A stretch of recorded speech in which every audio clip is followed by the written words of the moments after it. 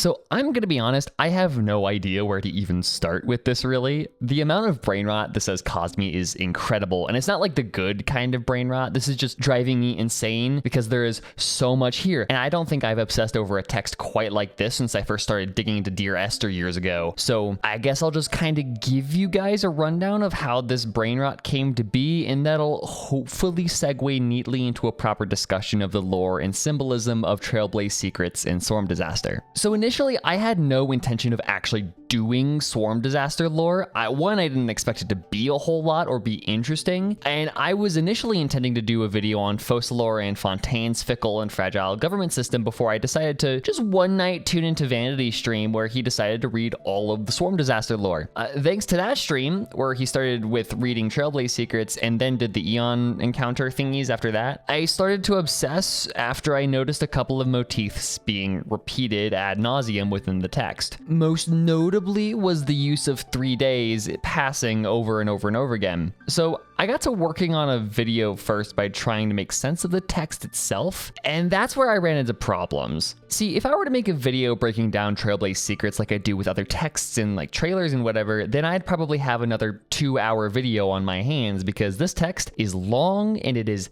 incredibly dense, and I do not want to do that again. As much as I love that beginner's guide video, I am not about to suffer editing something that big again. But the thing is, I don't think I have to, because the point of Trailblaze Secrets isn't actually what happens in it at a larger scale. It's written as a string of vignettes and out of a chronological order for a reason. So hang on with me for a second. We're gonna take a detour, but I swear it's worth it. So there's this book I've been reading recently. It's called Going After Cacciato by Tim O'Brien, which it's this super surrealist war novel that takes place in Vietnam. The story is about a guy named Cacciato going completely AWOL and deciding that he's just gonna walk to Paris, which, yeah, you can see why that's stupid and dumb and weird and stupid. So his squad has to go after him. A relatively simple plot for a book, but what gets really interesting about the novel is how the story is written and what actually happens to the men going after Cacciato. The story is told completely non-linearly. Yeah, the first chapter starts at the beginning, but each subsequent chapter jumps all over the place in the chronology of the story, and the events of the chapters are just downright bizarre. But O'Brien is doing something super clever here because by making the book non-linear, he's forcefully ripping the plot away from the reader and forcing them to focus on the individual scenes, because that's what's important in the novel. The entire novel doesn't actually happen. The whole story of a man defecting and deciding he's gonna walk from Vietnam to Paris is a daydream conjured by one Paul Berlin, a guy who rightly despises fighting in Vietnam. And the events of the book are a projection of Paul's desires and trauma. Everything that happens in the book, which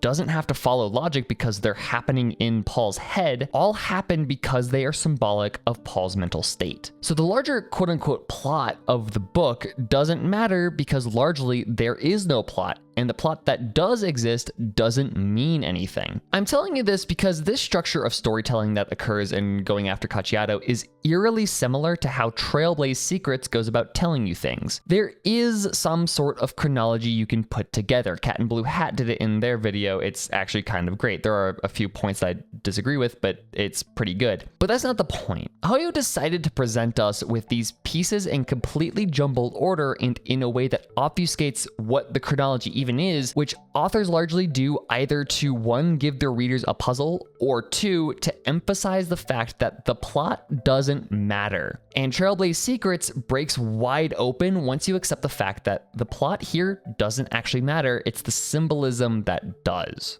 When you read Trailblaze Secrets, your reaction while reading will probably be something along the lines of, "This feels very odd and I have no idea why." But if you dig into that why, then you'll come out with a couple of ways that Hoyo goes about making the text seem so strange. The first is the writing style, which is largely surrealist with like a slight hint of Lovecraftian gore and rot mixed in. Surrealist literature is writing that makes extensive use of symbolism. You have nothing to do and there's only an odd looking flame flame on the wasteland before you. You put out the colorful flame with seawater, and a rather charred photo frame emerges. There is a drowned knife next to it. Non sequiturs. You join in the revelry halfway through, imbibing to your heart's content with the jubilant crowd for 18 days and nights until a realization dawns upon you. The daylight has persisted for far too long.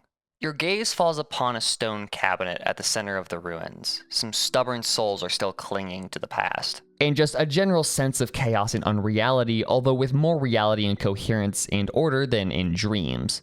For my well-read friends, surrealist literature includes works like the aforementioned Going After Cacciato, as well as things like At Swim Two Birds, The Metamorphosis, and everything written by Haruki Murakami ever. The other weird thing is this really extensive use of symbolism and motif. You probably noticed a plethora of ideas that get repeated over and over and over and over again throughout the text, but you probably were just kind of left dazed and confused as to why they were there in the first place. But because the story is already so strangely told, being out of order and being written in a surrealist style, it's almost impossible to identify what these motifs actually mean. This creates a big problem. The fact that these aspects of the text, this surrealism and these motifs, are so well sewn into the story being told that it's hard to identify the fact that the writing style and the motifs are making the text feel so weird in the first place. But once you identify these two aspects of the text and focus on them specifically, the purpose of Trailblaze Secrets becomes very clear. What happened in the Swarm disaster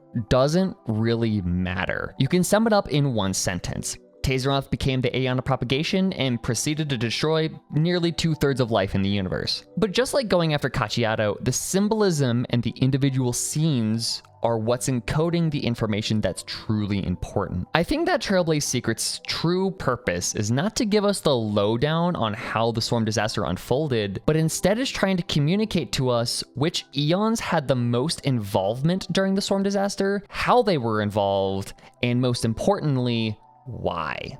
So for those that are too lazy to actually do the Swarm disaster like I am, generally the Trailblaze Secrets can be summed up as Lovecraftian horror if Lovecraft was afraid of bugs more than he was fish. Lots of really gross bug imagery with a generous helping of like Dune and Half-Life sci-fi in there for flavor. Trailblaze Secrets outlines the happenings around a small subset of planets before, during, and after the Swarm disaster takes place. However, unlike the Aeon encounters that you can also unlock, where those outline the when, where, and how Tazeroth was defeated by the Aeons, Trailblaze Secrets worries more about telling the stories of specific people and planets that were affected and the groups and conflicts that arose because of the Swarm. But as I said in the intro, the people aren't really the focus here, but instead it's the really strange shit that happens around them that we want to focus on, because during this whole conflict, not a single major player that was a regular being had a single say in what was happening. Everything was being puppeteered by an Aeon. Here is a list of all the Aeons that were involved with the Swarm disaster in one way or another that we know of. Practically every single one of these Aeons are mentioned in Trailblaze Secrets, but in a really sneaky way. Their names are seldom mentioned directly, so how do we know that they're in the story? Let me introduce to you idols. No, not those idols. Idols, an object or idea that stands in place for a god or a being that is worshipped. Every Aeon in the game has their own set of idols that are worshipped by their followers as stand-ins for them, and extending beyond that, certain symbols and concepts that are used to represent Aeons in written text. Honkai Star Rail uses these idols and symbols prolifically throughout all of the written text in the game, but especially in Trailblaze Secrets, to hint to the players the involvement of an Aeon while still keeping it vague. What this does in effect is create this illusion of the Aeons being beyond our understanding. These apparently historical accounts of what happened being rife with symbolism that is so obvious that we can tell that what's being said is not literal, but also being vague enough that we aren't able to immediately tell in what ways it's being vague. This is what Trailblaze Secrets is doing. Even if you aren't a huge lore nut, you can tell that there is some Aeonic fuckery happening in these stories more often than not, but our understanding of that usually stops right there because the finer details details are obfuscated behind layers and layers of symbolism and allegory. But once you take the time to decode these symbols and tie them to their respective eons, a certain picture begins to show itself. Here is an even longer list of the motifs and symbols that appear throughout the text that I found on just a single pass. There are probably more, but I'm not gonna do it again. With a lot of effort cross-referencing the text of Trailblaze Secrets with itself as well as other text across the game, we can get a rough idea of what symbol represents who, with a few stragglers here or there that either don't have a clear connection, represent something more thematic instead of encoding an eon, or are going to be important for later in the video. Now, there are some incredibly wiggity ones in here, particularly Adrilla. When I streamed some of the work on this video, chat brought up the fact that the repetition of beauty is a sign of Adrilla's involvement, especially with that, like, when it comes to roses and the mention of one commander that goes to Lepismat, but there's still a gigantic question mark. Besides that, however, most of the eons here I can pretty confidently say were involved in Trailblaze Secrets and or the larger Swarm disaster in one way or another. There are the ones that are straight up confirmed: Akivili, Aha, Fuli, Klipoth, Ouroboros, Hu, Ina, Ix, and Shipe, but there's one eon that is mentioned time and time again that doesn't really fit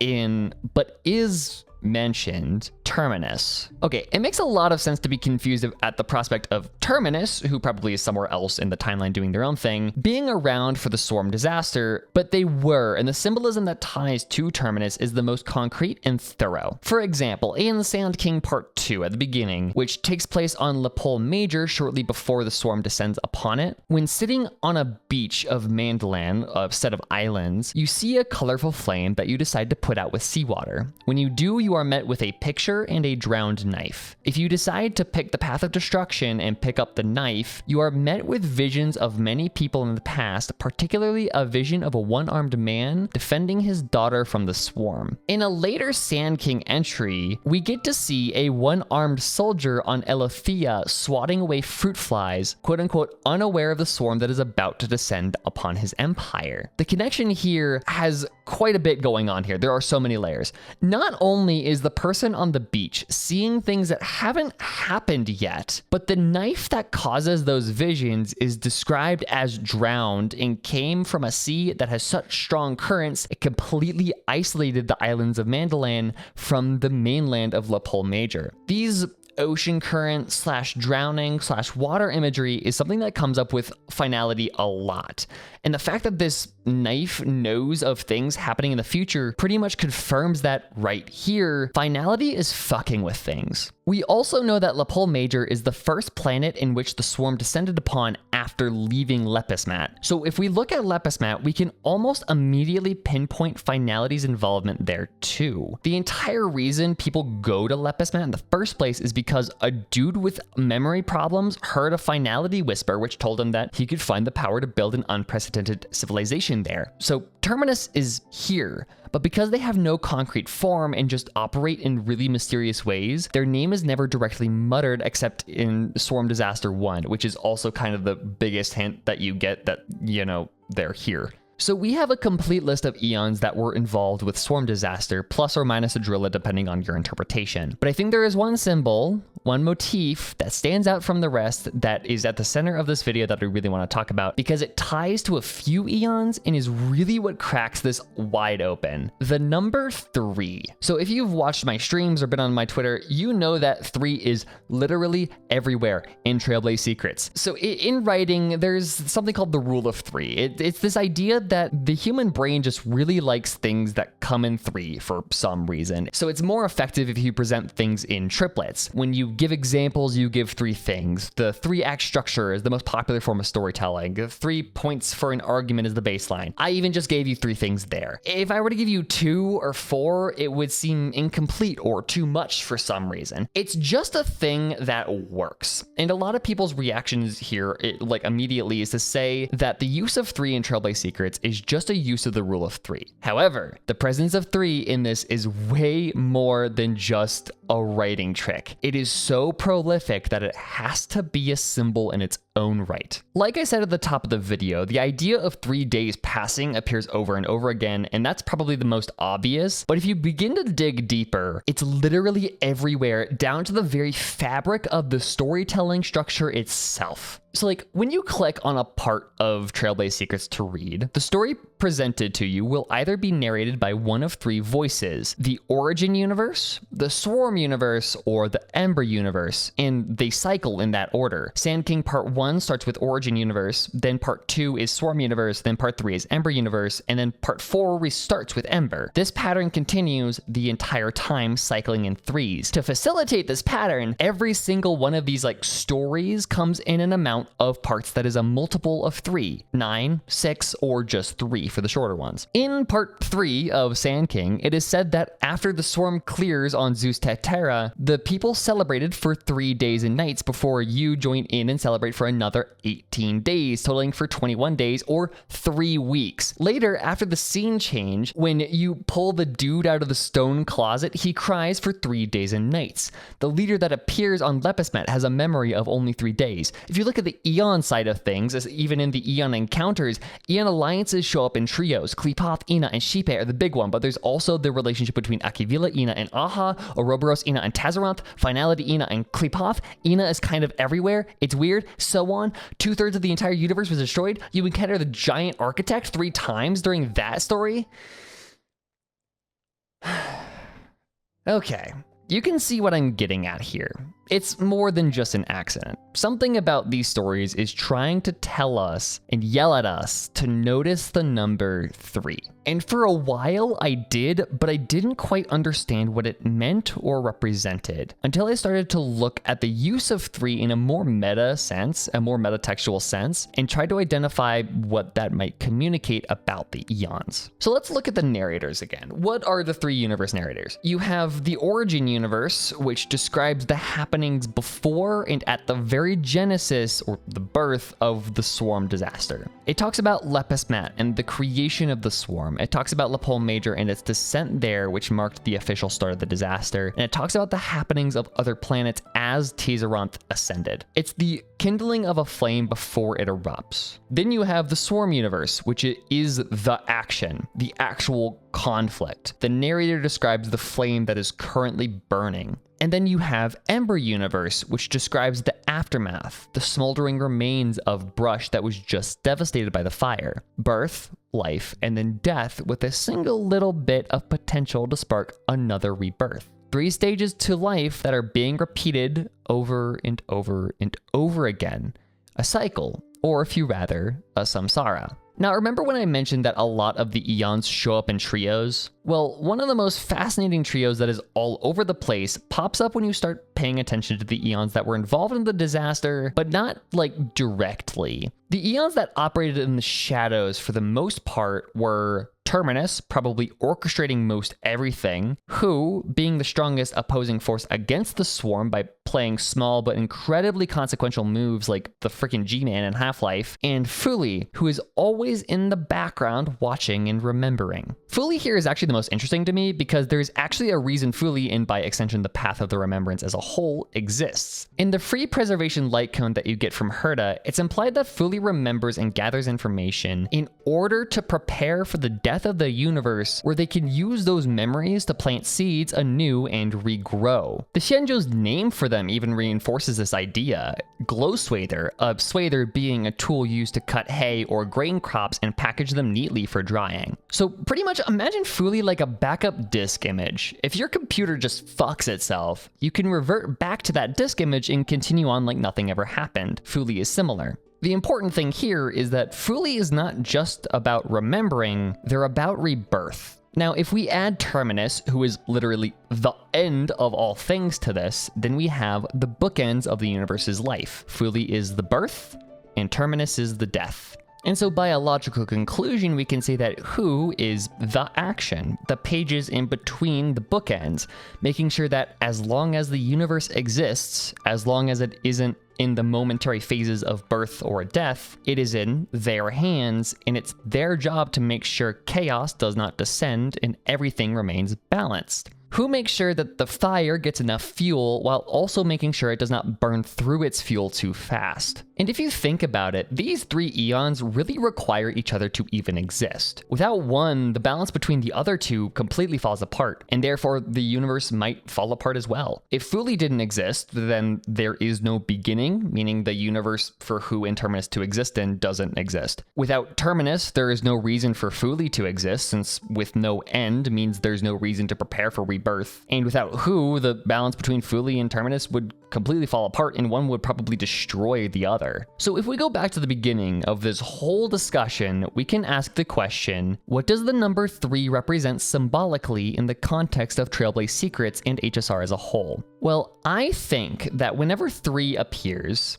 I think it's implying the presence of all 3 of the foundational eons, a place in time where somehow all 3 of their paths or their influences intersect. Really, it shows up at points where Fuli and Terminus are fighting against each other, and just by nature of their conflict, Who is there as well by, the definition of equilibrium. And when you look at Trailblaze Secrets with this in mind, it becomes really clear what the conflict is here. Terminus is, for some reason, trying to start the swarm. Who is trying to stop it and retain balance in the universe? And Fuli is here to observe and gather memories regarding all of this on the off chance that Who does somehow fail. And if they do, then Fuli will be there to birth the universe anew. And this is kind of off topic, but maybe that's why Fuli is so intrinsically tied to Akivili, both in story and in imagery, because Trailblazers are the perfect farm for light cones. They're always jumping around and gathering memory after memory about various civilizations across the universe. Fuli is there to make sure that the Trailblazers always have structure and are always standing upright and are continuously producing more and more memories,